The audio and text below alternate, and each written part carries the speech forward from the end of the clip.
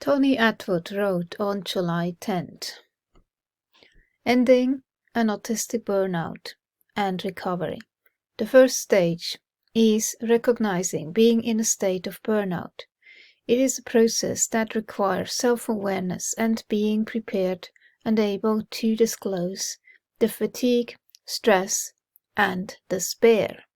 Those who know the autistic person well may perceive the signs of burnout before the autistic person does themselves. Nah, I know myself well. It is rather ironic. Because of this, being criticized and judged and accused and stuff and not believed, I mapped out myself very well.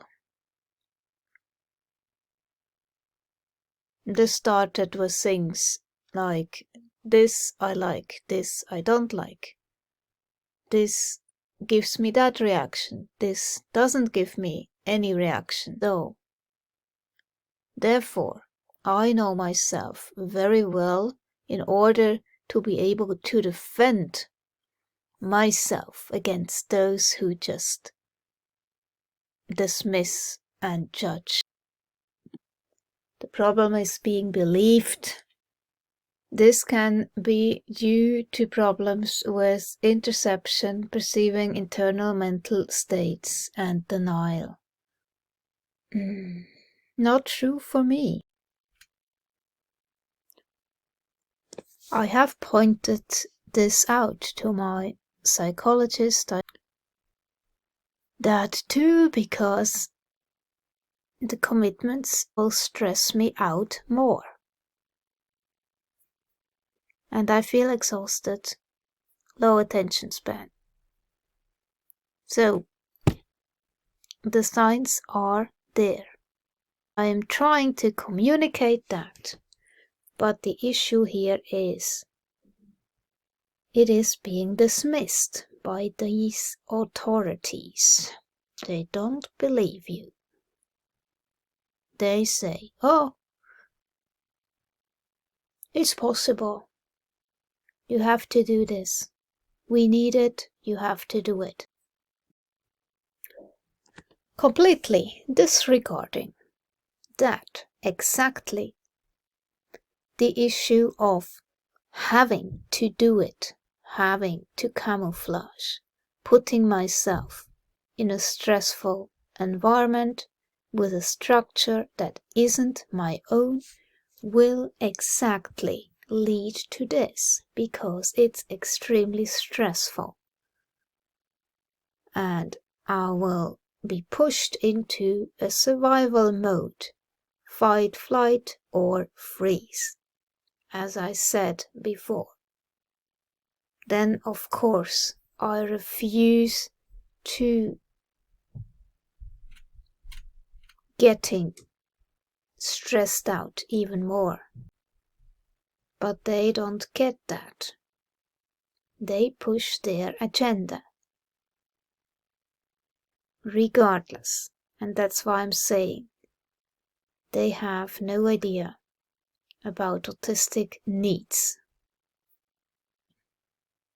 I know when I feel exhaustion. I know when I have migraines, obviously. So this is me this morning having a migraine, left-sided. And the video is in German because I sent it to my psychologist, and that's why I just play the video without any audio.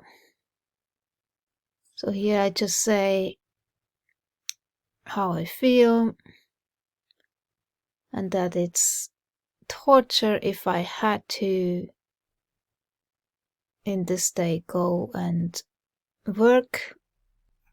So migraine is here on the side down to the neck. And I can tell people I have an issue with summer heat. It's just is like that. I cannot help it. My body reacts to summer heat. In June alone, I had more migraines than all the winter months together. I write down every single migraine just to have some oversight. So that's how I know. But my GP told me to my face, "Oh, it shouldn't be a problem with the summer heat. This will not make such a big difference." But to me, it does. So again, it's a problem. Not being believed, people not taking that seriously. They just dismiss it. But I know several autistics that struggle with summer heat. So I am very glad that he mentioned this here. As clinicians, we have a few words of caution regarding the value and effectiveness of cognitive behavioral therapy, CBT, and behavioral activation as automatic therapy for an autistic burnout and associated depression. I don't know why this is so difficult to believe. An autistic who says this and this will put me into sensory overload. No, you have to change your behavior. So if a wheelchair user is denied a ramp, would that be fair? No. But exactly that thing you do to an autistic. If you say, "Oh, it's not such a big deal, you can go and work in summer heat, no problem." That's basically denying the ramp. The genuine need for withdrawal and downtime, avoidance for recovery, may be contrary to the central themes of CBT and the characteristic of reduced cognitive capacity may inhibit the effectiveness of a cognitive-based therapy. Of course,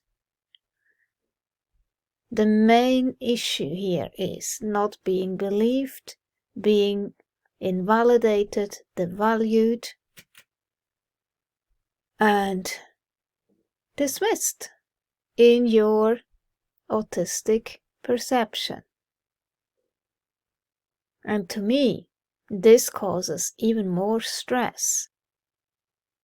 When you are just being pushed into something is overwhelming to you. And I mean that by the authorities. That is traumatizing. That will push you into depression. You have very clear symptoms, you communicate them to the authorities, but you can only be heard if you have the support of a neurotypical expert with some letters behind their name that needs to write some report so you are believed. How crazy is that?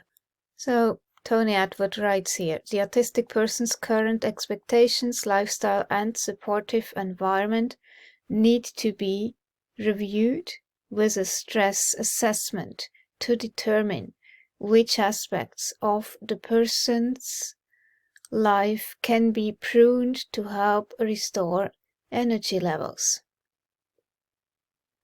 Yeah, but how can it be pruned if the authorities push you into doing stuff that is stressful? So, to prune back everything that stresses you out may include changing employer, career, and lifestyle. So you see, now I applied to the invalidity insurance to get support.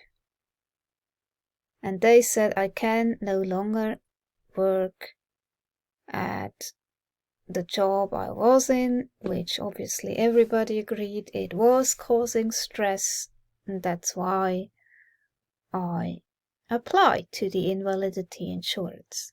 However, now they push me back into the exact same environment. It makes no sense. Okay, it's not shift work, it's not working on a train, it's not working in a restaurant, but in essence, it's again sales. Because I was manipulated into suggesting stuff. Oh man, it was so insane working with that coach who constantly twisted my words and then saying, okay, now she has no idea where else to ask. This whole system, it's so completely backwards how it is done, until you finally possibly get some financial support and they try everything to instead find some place where you can still work. But then it's a low wage and possibly it's a job you don't like, and that's exactly for autistics a nightmare. We only thrive if we can do work that truly interests us, fulfills us, gives us a purpose. But just because it is done this way, I have to follow suit, just the same, regardless. Stating my needs, it's not really heard. They still push their system on me. And they misunderstand structured environment. It's their structure, not my structure. And this is exactly what causes the stress. If I have to mask and camouflage my way through an environment that isn't understanding, that judges, invalidates, that's not my structure I feel comfortable in. Not at all. The structure I feel comfortable in is where I can be myself, have solitude, and do the things that give me joy. Which will then exactly do that. Restore energy and put me into the rest and digest state. So I'm not in a fight, flight, or freeze. Yeah, being in nature, I do that. But that part-time work, it should be something that is fulfilling and not boring, and a social network that embraces autism. Yeah, fuck the authorities. They know nothing about autism. They don't embrace it. They fight it. They still come at you thinking they have to manipulate your behavior. That's what they do. And they want you to camouflage, actually. They don't encourage you to be the authentic self. They want you behave as a neurotypical, which then again causes stress. You see? running around in circles. It's a totalitarian, rigid system that we have here. And that will push you into secondary disability, meaning you are being disabled, even more so by the authorities. Their way of seeing things and wanting to push their system on you, making you do what they want you to do. That will make you sick. Because stress, chronic stress, will lead to disease, comorbidities. I will have more migraines, more fibromyalgia, because of the stress caused by these authorities that are not educated about autism. They still believe it's a behavior issue they have to correct and manipulate. In essence, this is what the neurotypical norm tries to do to autistic or neurodiverse people. So you cannot be a pit bull. You have to pretend to be a poodle. And look how ridiculous this is.